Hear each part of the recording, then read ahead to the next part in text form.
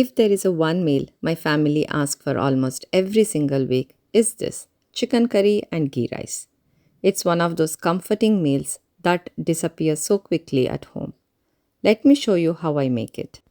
First, I will show you the chicken curry. Here I am taking boneless, skinless chicken thigh pieces, about 2.8 pounds. Cut into medium sized pieces. Add some salt and a little turmeric. Mix it well and keep it aside. This helps season the chicken and also reduces the raw smell. Now let's get to the good part, the masala. In a pan, add a little oil. Then add the old spices, cardamom, cinnamon, cloves, and star anise. Next, add black peppercorns, cumin seeds, fennel seeds, mustard seeds, and coriander seeds. Keep stirring as they roast. We want them nicely toasted, not burnt. Now add poppy seeds and a few curry leaves. For the dry chilies, I'm using two kinds of chilies here. Byadagi chilies for the beautiful red color and regular dry chilies for the heat. You can always adjust the chilies to your taste. Finally, add a fresh grated coconut. Roasting the coconut is key. It brings out the natural oils, deepens the sweetness, and gives the gravy that nutty, toasty flavor in every bite. Once everything smells aromatic and nicely roasted, transfer it to a bowl and let it cool. Using the same pan, add oil and then sliced onions. Add a little salt and a pinch of turmeric and saute until the onions soften.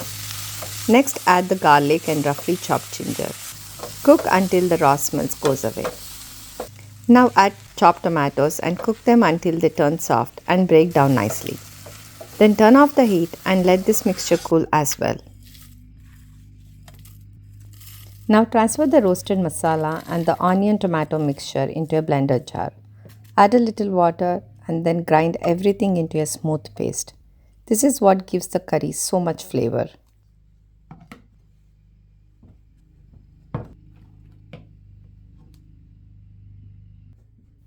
In a large saucepan, add a little ghee and oil. That little bit of ghee adds such a nice richness to the curry. Once it heats up, add dry red chilies, curry leaves, and the chicken. Saute the chicken for a few minutes.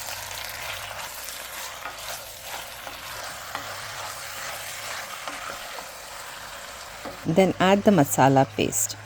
Mix everything well so the masala coats the chicken nicely. I wish you could smell this right now. The masala smells amazing. Let it cook for another few minutes. Now pour some water into the blender jar, swirl it around to catch all the remaining masala and add to the curry. Chicken usually release some water as it cooks, so adjust the water depending on the consistency you want. Cover and cook on a medium flame until the chicken is fully cooked. At least it takes 15 minutes. Once it is done, taste and adjust the salt and spice if needed. The spice was perfect for me, so I added a little bit more salt at this stage. Finish with fresh chopped cilantro on top. Cover it and let it rest while we prepare the ghee rice.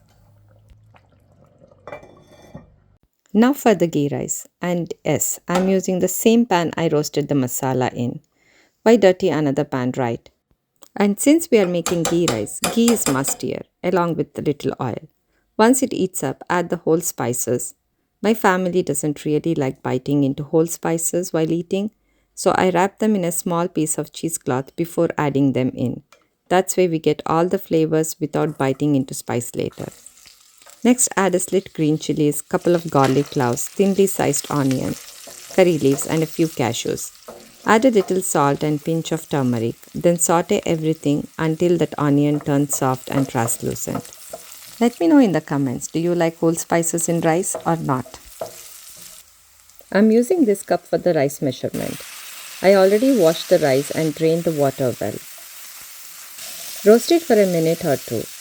This little steps helps the rice stay nice and separate instead of turning sticky. Then transfer everything to the Instapot. You can also use a regular pressure cooker here. I'm adding 2.5 cups of water for 1 cup of basmati rice. Basmati rice usually needs less water, so this works well. Then pressure cook for 5 minutes and let the pressure release naturally.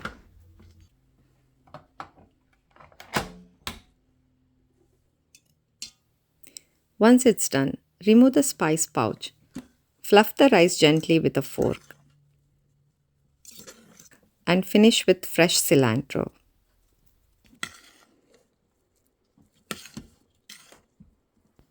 Now it's time to serve. Let's serve the ghee rice in a bowl. It smells amazing. Just look at this rice, so fluffy and beautiful.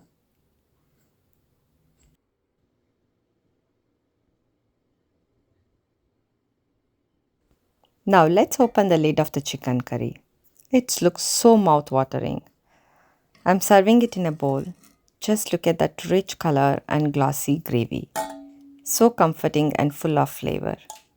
If you're enjoying this video so far, please like and subscribe to my channel for more recipe like this.